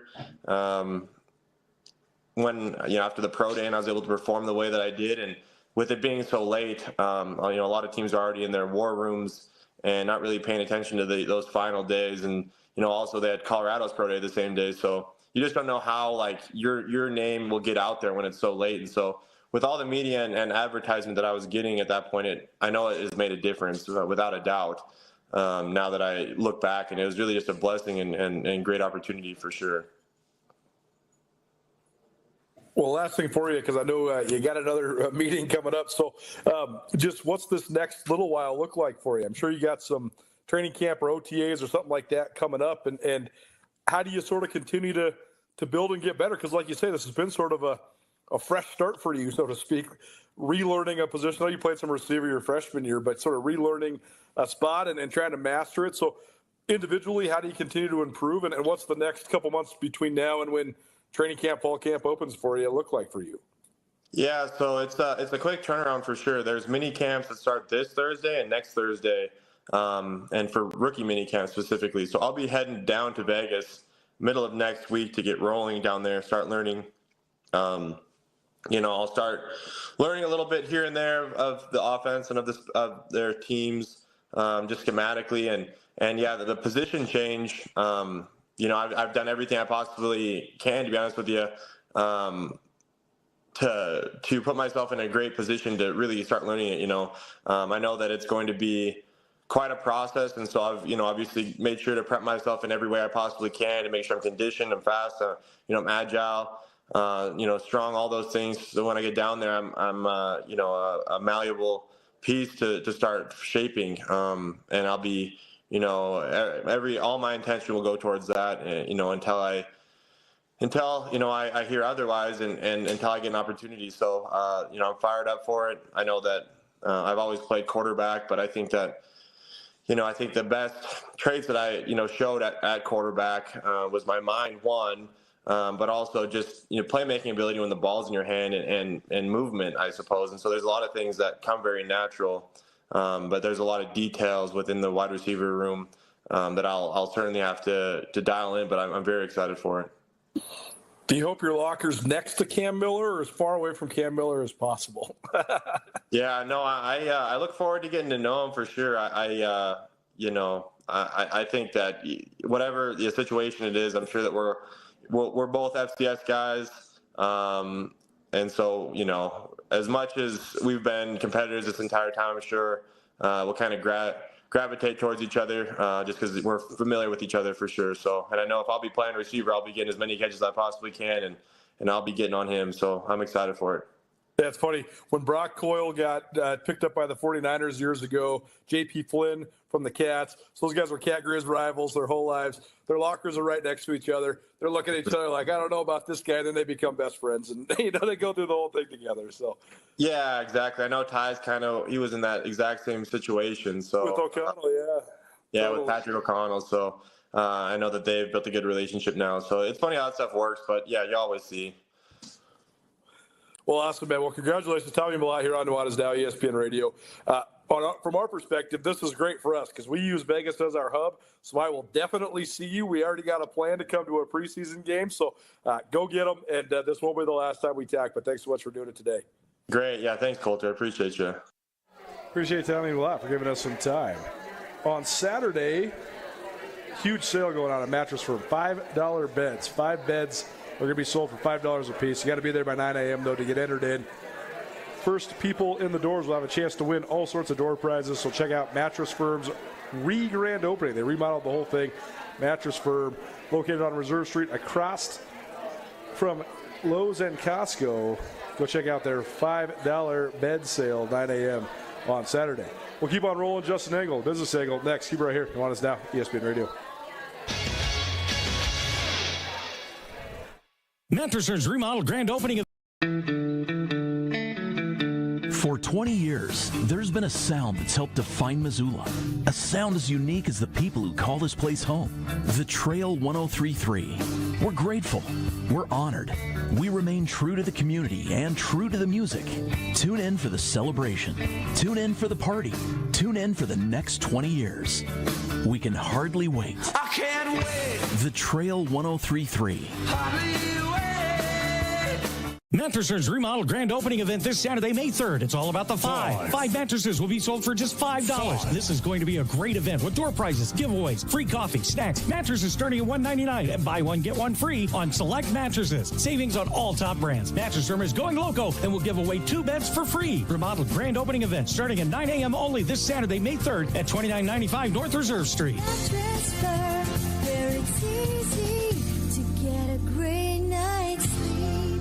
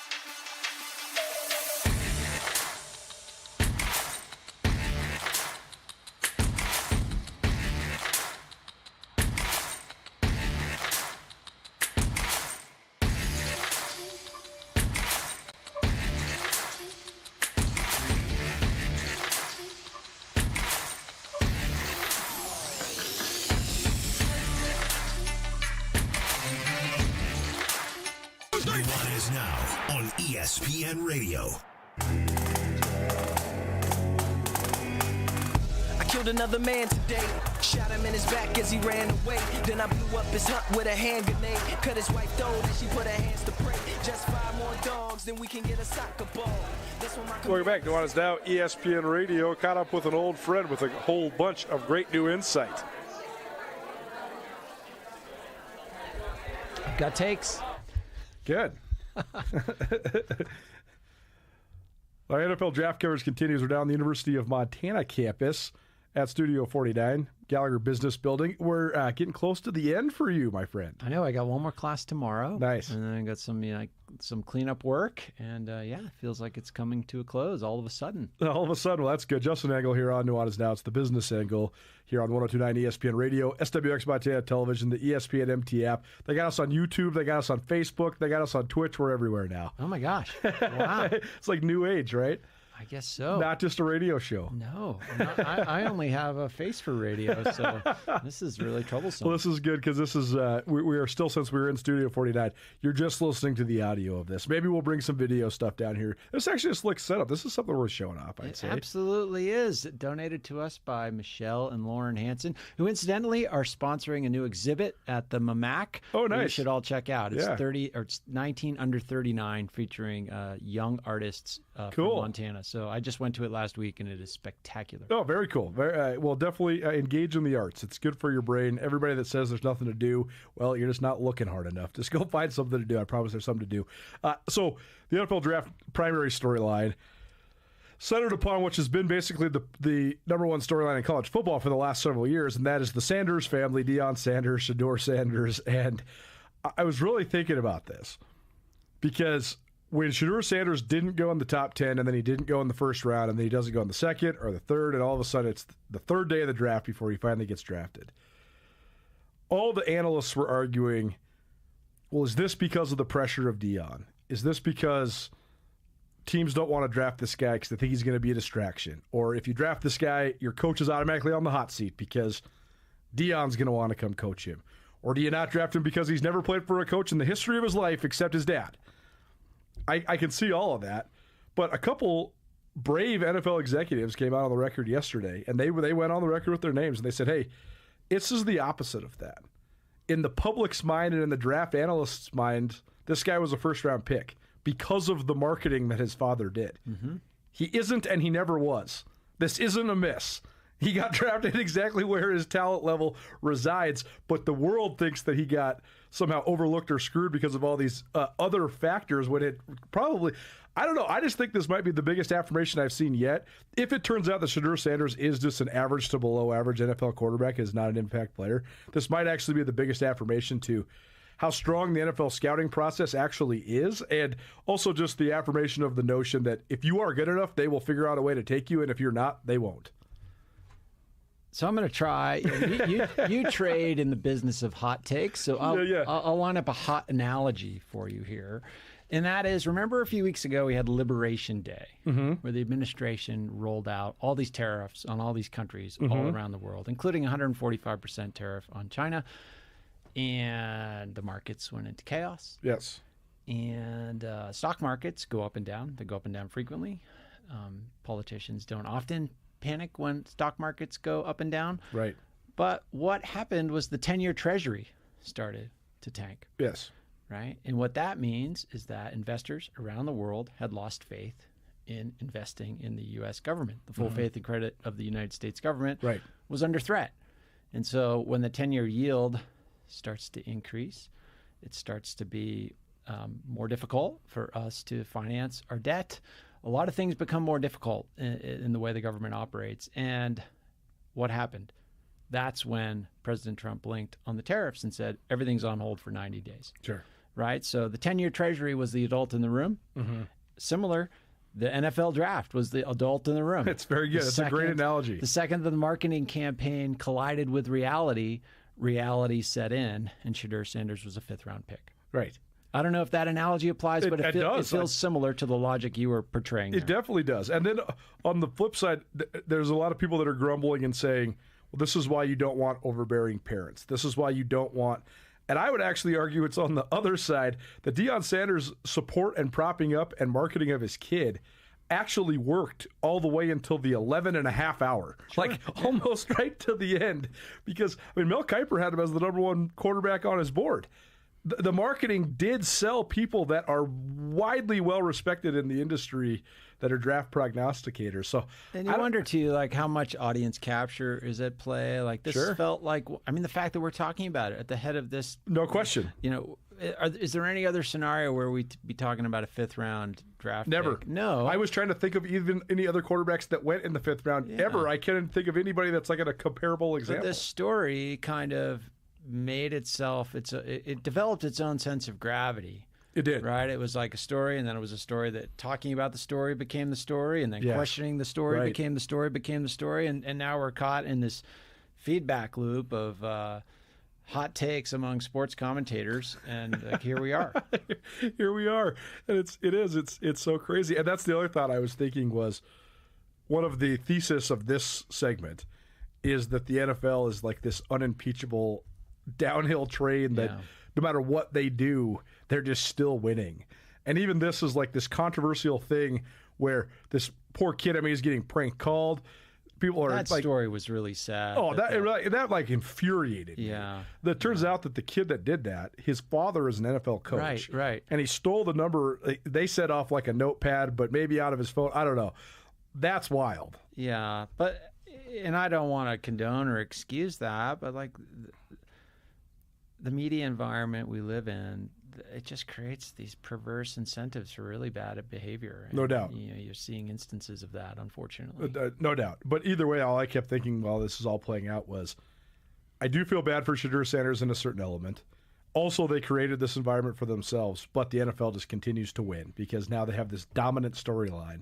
Like him not being off the board till the third day, I think made way more people watch the third day, at least until he was picked. Yeah, potentially. You're ascribing to the all news is good news theory, Sure. And I think that theory has certain merits. Ultimately, though, I think the story as you painted it at the head of this segment was, the experts, the people that actually evaluate the talent and have skin in the game for making these choices in the draft, they tell a different story. And that story is closer to the reality that we're going to see on the field. Mm-hmm. So, is this good for the NFL? Yes, they're controlling a news cycle, but it's not an awesome story for the NFL in general. True.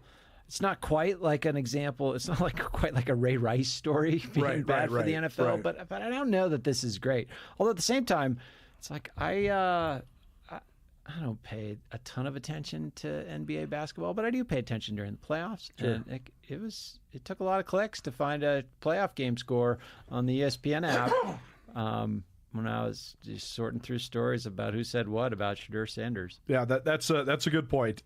Justin Engel here on Nuanez Now, ESPN Radio. It's the business angle. The last point I'd make on this is one of the parts of the storytelling that I thought was actually bad for the NFL with this sort of overshadowing everything was the fact that because Shedeur Sanders didn't go third to the Giants where he was supposed to, and then the slide started, and that was the whole talking point of the first round, Cam Ward, who's the number one overall pick, got nothing. Right. This all guy's these other kids that have had tremendous seasons and have this maybe a moment that's the pinnacle of their life so far. No and question. It gets completely overshadowed. And that's an unfortunate part of this. Not necessarily to blame Shedeur Sanders. I mean, you could maybe put some blame on Dion for just playing a role in this media storm, but these other kids their moment in the sun gets overlooked. That is an unfortunate outcome. Usually when you watch the first round of the draft, the tackle gets drafted, they go back to talking about the number one quarterback. Yeah. They talk about these kids for a second, and then they go, well, but how is Cam Ward going to be? Yeah. And we really didn't get any of that because it was all about, well, what the heck happened to Shedeur Sanders? So just a weird dynamic, to be sure. Speaking of famous people and their sons, so Mike Bibby was hired as the head coach at Sac State. We did a little bit about Sac State and their just insistence on staying atop the national news cycle. Well, now they got another one because Mike Bibby, his first transfer that he signed was Shaquille O'Neal's son, and now Shaquille O'Neal himself took a job yesterday as the GM of Sacramento State. What do we think of just this? I guess first of all, start with what do you think of just this newfound role of general managers for Division I sports teams? I mean, it is sort of an odd thing, and when did that start? Wasn't it a pretty high It was wasn't some coach got hired as a GM? I can't quite remember the instance, but it is a relatively new phenomenon. It's a relatively new phenomenon, and primarily we've been seeing ex-athletes get in. Yeah. Like Andrew Luck is the GM at Stanford. Right. I know a person that was just at Stanford last weekend on a visit for football, and they said it's a legitimate thing. Like he really is running the football program. He's directing traffic with personnel. He's showing recruits around. It makes sense. You've got the recruiting function that is what it always has been, and probably more difficult. And now you've layered on a whole new layer of recruiting with the transfer portal and NIL. So it is. I can see the need for a role like that. Yes. It's not clear to me that Shaquille O'Neal has the appropriate skill set to play that role. Right. He can certainly evaluate talent, but can he manage all these aspects of a talent pipeline into a college basketball program? It feels of a piece with the overall marketing effort that Sacramento State is doing to just raise its profile. And if recruiting the sons of famous ex-pro athletes, that's a pathway to getting those ex-pro athletes in your corner. Sure, that could be an effective strategy. Yeah, it's we've seen a couple other circumstances where current contemporary athletes are taking GM jobs at their alma maters, and that's what makes me think that all GMs are not going to be like Andrew Luck. Yeah. Like, for example, Montana State's football team has a general manager. They've had that position for a little while. The guy who's there right now, Chandler, he is the second person they've had. The first guy actually moved up to the NFL. Like, he got a job in the front office with the Chicago Bears. And that the GM at Montana State, for example, is doing what you're talking about, logistical things, roster management. In the FCS, for example, you have equivalency, where you need to have a certain amount of players because you can split scholarships. You have 63 scholarships. You got 85 guys who can be on scholarship. He's managing that budget. Like, oh, this guy's on an out-of-state, this guy's on an in-state. And do you want your head coach doing those things? Totally. Probably not. Probably not. And if you get a smart guy like Andrew Luck to do it for you, it seems like a great idea. But then, like, Trey Young, who's the starting point guard for the Atlanta Hawks, he just was named the GM of Oklahoma basketball. Like, how much time does Trey Young have to do any of this? Is he going to be even engaged in this? I don't really know. That seems like just a recruiting function. Totally. Right? You bring in the recruits, they shake hands with the high-profile superstar. I mean, that's gonna make a difference, right? If Shaquille O'Neal is your host on your recruiting visit to Sacramento State, right. How can that not have an impact on what you think of the institution and what it's capable of? I mean, it's in some ways. I think both reasons for this position, needing the guy to handle the X and O's, there's validity there. And then it seems also pretty darn useful from just the marketing and recruiting standpoint. The other thought I had was that I think that it also deflects criticism for a short amount of time. I thought about this when Ed McCaffrey was the head coach at Northern Colorado. Northern Colorado's often, in fact, always since they moved up to Division I, been one of, if not the worst teams in the Big Sky Conference based on wins and losses. But then when you're interviewing Ed McCaffrey, the whole first half of the interview for everybody that's calling there is like, you're Ed McCaffrey. You won some Super Bowls. How did this happen? Oh, you're coaching your sons. That's an interesting angle. Like, what's the motivation? What's your vision for all of this? It's very far down the road until you get to the point where Coach McCaffrey, it's year 3. Why are you still a 2-win team? Well, I might ask you that question. You're a sports journalist, right? Why do sports journalists sort of bend the knee to these big personalities? Because they don't in the locker room when they're interviewing athletes. True. Like, what happened on that drop pass? Right.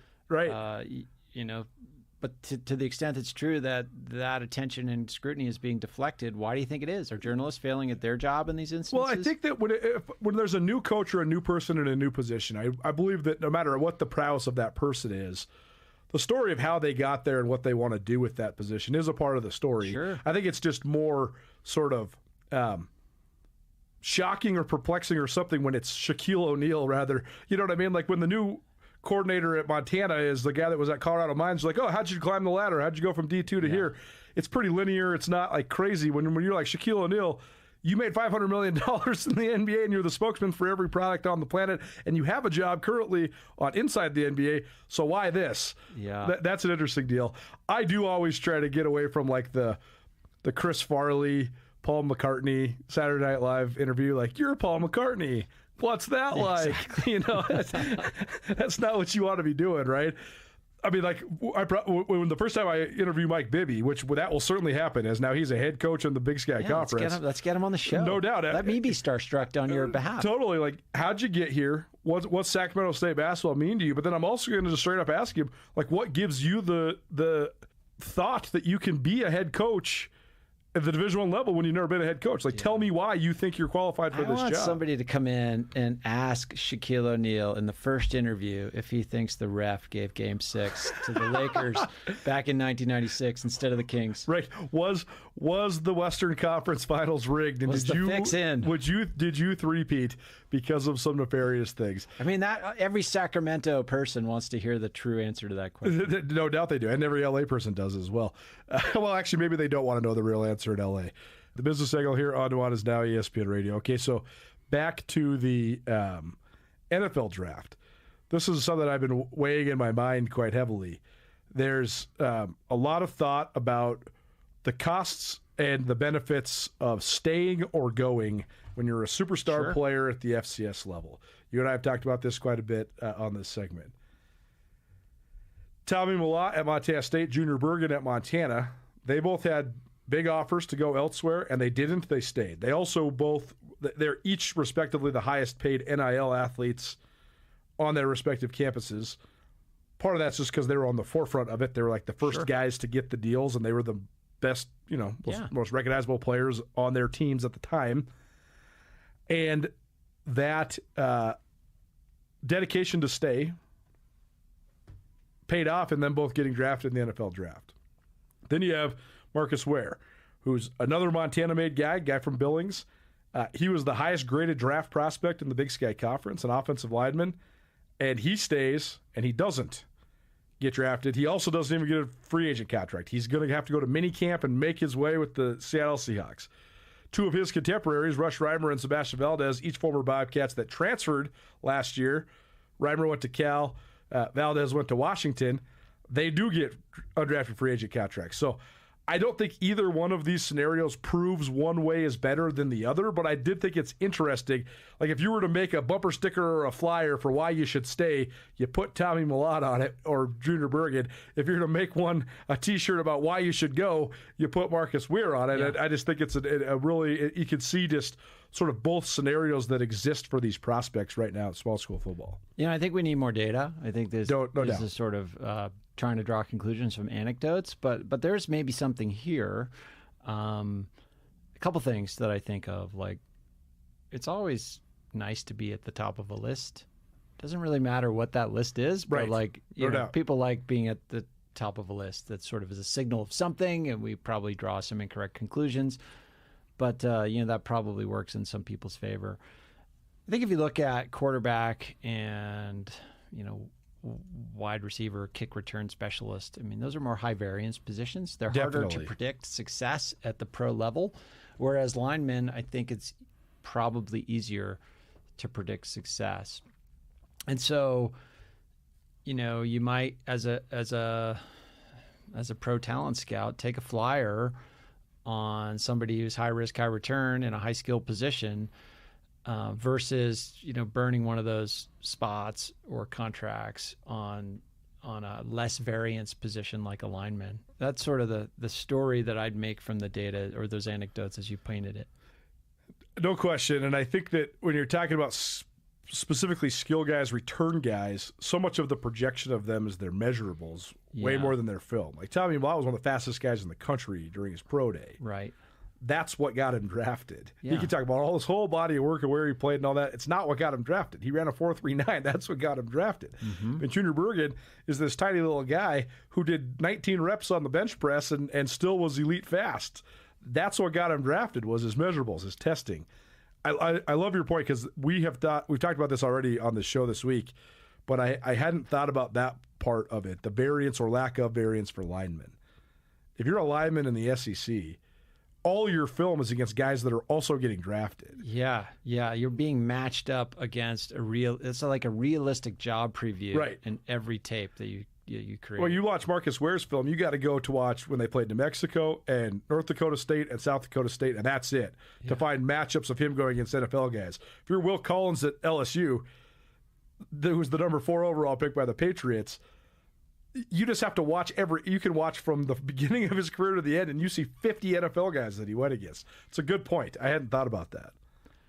Yeah, I think it speaks to, it's an old Malcolm Gladwell piece from the New Yorker, maybe 20 years old at this point, but the contention is just, he talks about predicting, the ability to predict success, NFL success at the quarterback level. And a position like that, it's like almost, we know very little about what drives success. Right. Like what markers from a college career are predictive of success at the NFL level. It's really difficult. And it's a complex position. It's played in a bunch of different ways. You could argue that those other positions, particularly lineman, is a much simpler task. Sure. And there's it's easier to predict success. But it is an interesting thing. Like in an era, in a position where it's harder to predict success, is it better to take more risk? Right. Maybe it is. I don't really know. Well, and risk mitigation has become one of the biggest jobs of NFL executives. Yeah. There's high consequence with these decisions, particularly as you move higher up in the draft. Those positions have much higher value to a franchise. And that's why, I'm no draft expert, but like you see all these permutations of like trading down to get more picks, so you get more bites of the apple rather than, picking a quarterback really high, if that fails you, I mean, you got a big problem. I said that last Wednesday. The drama that remains in the first 3 or 4 rounds of the NFL draft is the quarterbacks. Yeah. Because there is so much variance. Other than that, the guys that are going to get drafted, this draft sophistication, the evaluation process is so sophisticated now. The film that's out there is, I mean, there's not diamonds in the rough. There's not like, you're not relying on urban legends and some scout that went and saw some guy at, Alcorn State or whatever, and there's hardly any film of him out there. Everybody's got film. It's so in depth. So the only reasons guys would bust is if they play a variable position like quarterback and cornerback, or if they just can't handle being a pro. They can't handle the lifestyle. They can't handle the money. They get hurt. Other than that, like, these guys are evaluated so well now that, like, they can play in the NFL. It's just a matter of, can they, like, make it work? Yeah, I think there's sophisticated techniques to predict potential, right? Yeah. But ultimately, potential is something you lose with. Right, no question. Right, so it's those factors that you talk about, the meeting of the moment, the being able to handle it. Like, those are things that are a little harder to predict. Sure. And I think some of these, I'd have to think harder about it, but like this, back to the decision to stay or go, if you put yourself in a higher pressure environment, does that help you or hurt you in signaling that you can handle that pressure? I don't exactly know. Totally. Certainly, if you rise to the occasion, it probably does. Yet at the same time, if you stay, if you're a Tommy Mellott or a Junior Bergen, you're in a spotlight position. No question. Who have huge, high profile, high visibility impact on outcomes. It's probably good from a marketing standpoint to maintain that position. That's the last thing I'd say is if you're a lineman, it's almost necessity that you transfer up so that you can have film against the highest level of guys. If you transfer up when you're a skill guy, you might just not get the ball as much or at all. Yeah. And then what does that do? Because then you don't have any film because you're not getting the touches that you want to. I mean, Tommy Block got the ball every single play at Montana State. And Junior Bergen is the focal point of everything Montana does. And if you can show that you can affect outcomes, that's pretty predictive. Yes. If you can do that and match it up with the measurables, as you mentioned, then that's a pretty good package. Good stuff. Justin Angle here on Nuanez Now, ESPN Radio. It is the Business Angle. Thanks for being here, man. Yeah, thank you. It was fun. Yeah, Nuanez Now live from the press box. Don't forget about that grand opening down at Mattress Firm. They have $5 mattresses. That's not a typo. That's not a mistake. They're going to be selling 5 mattresses for $5. They also have a variety of other mattresses starting at $200, but you got to be there early, 9 a.m. on Saturday. The grand opening of Mattress Firm right across the street from Lowe's and Costco on North Reserve. Appreciate them for their continued support of us here at Missoula Broadcasting Company. What's going down in the NBA? Can the Bucks keep their season alive? How about the Pistons? What do we think of the Nightcaps? How about Denver being a dog at home? I kind of like that. Denver's been spicy lately. We'll go through all of it and more. NBA on the other side. Nuanez Now, ESPN Radio. There is a... For 20 years, there's been a sound that's helped define Missoula. A sound as unique as the people who call this place home. The Trail 1033. We're grateful. Find Missoula. A sound as unique as the Trail 1033. We're grateful. We're honored. We remain